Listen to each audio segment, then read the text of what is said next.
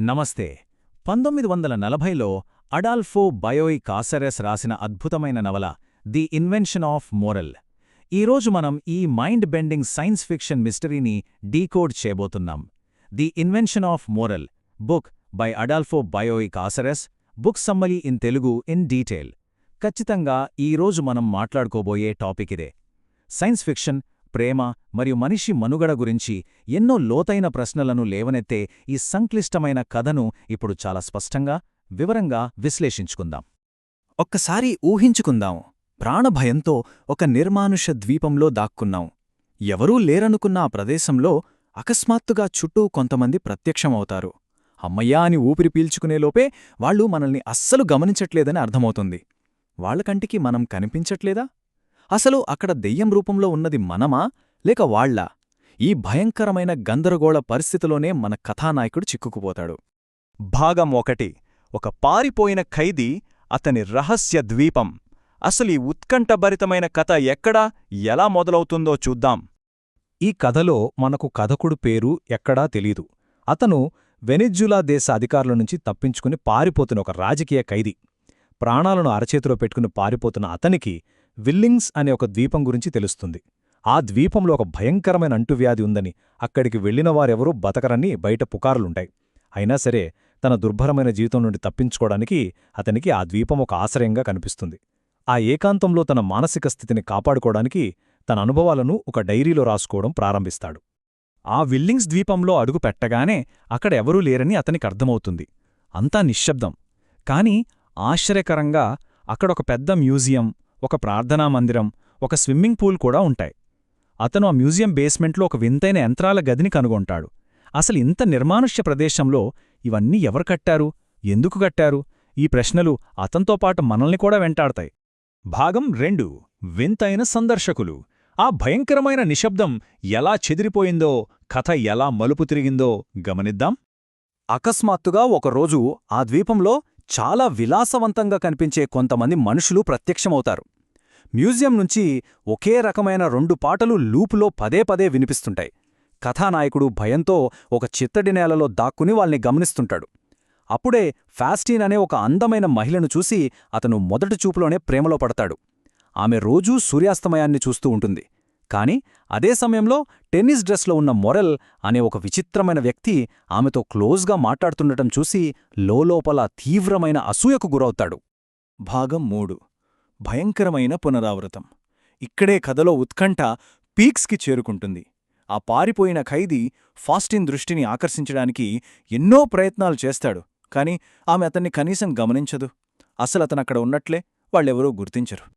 ఇక్కడ జరిగే సంఘటనలు చాలా వింతగా ఉంటాయి. ఆ వ్యక్తులు నిన్న మాట్లాడిన మాటలే, అవే హావభావాలతో ఈరోజు కూడా మాట్లాడుతుంటారు. వాతావరణం భయంకరమైన వేడిగా ఉన్నప్పటికీ ఆ వ్యక్తులు మాత్రం విపరీతమైన చలికి వణికిపోతూ ఉంటారు. ఒక అక్వేరియంలో చనిపోయిన చేపలు ఉన్నట్లుండి మళ్లీ ప్రాణాలతో ఈదుతుంటాయి. వీటన్నింటికీ మించి ఆకాశంలో ఒకేసారి 2 సూర్యులు, 2 చంద్రులు కనిపిస్తారు. ఇదంతా చూసి కలుషితమైన ఆహారం తినడం వల్ల తనకేమైనా భ్రములు కలుగుతున్నాయా లేదా తనకు పిచ్చి పడుతోందా అని కథానాయకుడు భయపడతాడు. నిజంగా ఆలోచించాల్సిన విషయం కదూ. అసలు ఈ వింత సంఘటనలకు కారణమేమిటి? ఈ సందర్శకులు దెయ్యాలా, గ్రహాంతరవాసులా, లేదా కేవలం అతని మనస్సు సృష్టించిన భ్రమలా? సైన్స్ ఫిక్షన్ సాహిత్యంలో మనల్ని కట్టిపడేసే అద్భుతమైన మలుపిది. భాగం 4. మోరెల్ యొక్క చీకటి ఆవిష్కరణ.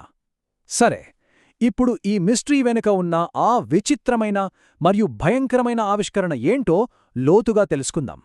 మోరల్ కనిపెట్టిన ఆ యంత్రం ఒక అద్భుతం, అదే సమయంలో ఒక శాపం. సముద్రపు అలల శక్తితో పనిచేసే యంత్రం కేవలం దృశ్యాలను మాత్రమే కాదు, మనుషుల ఆత్మలను, వారి స్పృహను కూడా పర్ఫెక్ట్గా రికార్డ్ చేస్తుంది. మోరెల్ తన స్నేహితులందర్నీ ఆ ద్వీపానికి ఆహ్వానించి వాళ్లు గడిపిన ఒక వారాన్ని పూర్తిగా రికార్డ్ చేశాడు. బయటి ప్రపంచంతో సంబంధం లేకుండా ఆ వారం రోజులు శాశ్వతంగా అనంతకాలం పాటు ప్లే అయ్యేలా సెట్ చేశాడు. అంటే వాళ్లంతా ఒక టైం లూప్లో చిక్కుకుపోయారన్నమాట. భాగం 5. అమరత్వానికి చెల్లించే మూల్యం. ఈ ఆవిష్కరణ వినడానికి చాలా అద్భుతంగా అనిపించినా దీని వెనక ఊహించని ఒక భయంకరమైన నిజం దాగి ఉంది. ఇక్కడే మనం ఒక లోతైన తాత్విక కోణాన్ని చూడొచ్చు. ఇక్కడ మనం 2 వేర్వేరు వాస్తవాలను గమనించాలి. ఒకవైపు మన కథానాయకుడు ఆకలితో, ప్రాణభయంతో కుళ్ళిపోతున్న శరీరంతో ప్రతి క్షణం నరకం అనుభవిస్తున్నాడు. అది నిజమైన మనుగడ. మరోవైపు ఆ రికార్డు చేయబడిన వ్యక్తులు ఎలాంటి భయాలు, బాధలు లేకుండా ఆనందంగా ఆ గడ్డకట్టిన కాలంలో ఎప్పటికీ అమరులై ఉన్నారు. కాని అది వాస్తవం కాదు. మారెల్ చేసిన ఈ ఆవిష్కరణలో అత్యంత భయంకరమైన నిజమేంటంటే, వాస్తవాన్ని రికార్డ్ చేసే క్రమంలో ఆ యంత్రం మనుషుల నిజమైన భౌతిక శరీరాలను ప్రాణాంతకమైన రేడియేషన్కు గురిచేసి చంపేస్తుంది. వాళ్ల ఆత్మను బంధించే క్రమంలో శరీరం పూర్తిగా నశిస్తుంది. అంటే ఆ ద్వీపంలో కథానాయకుడికి కనిపిస్తున్న ఫాస్టిన్తో సహా అందరూ ఇప్పటికే చనిపోయారు. వాళ్ళెవరూ బతికిలేరు. వాళ్ళంతా కేవలం 3 డైమెన్షనల్ ప్రొజెక్షన్స్ లేదా హోలోగ్రామ్స్ మాత్రమే. భాగమారు ఒక ప్రాణాంతకమైన ముగింపు.